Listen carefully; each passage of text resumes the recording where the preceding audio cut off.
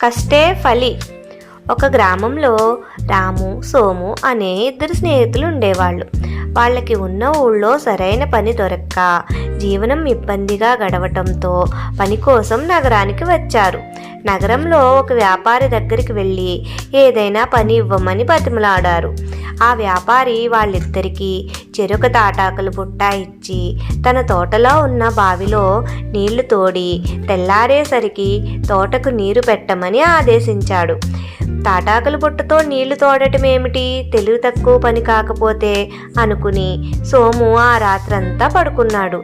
రాము మాత్రం కష్టపడి నీళ్లు తోడుతూనే ఉన్నాడు. కొన్ని గంటల తర్వాత నీళ్ల బుట్టలోకి బంగారు నాణాలు వచ్చాయి. రాము వాటిని వ్యాపారికి ఇచ్చాడు. అతని ప్రయత్నానికి, మంచితనానికి మెచ్చి బహుమతితో పాటు ఉద్యోగం కూడా ఇచ్చాడు. సోము సిగ్గుపడి తన ఊరికి తిరిగి వెళ్ళిపోయాడు.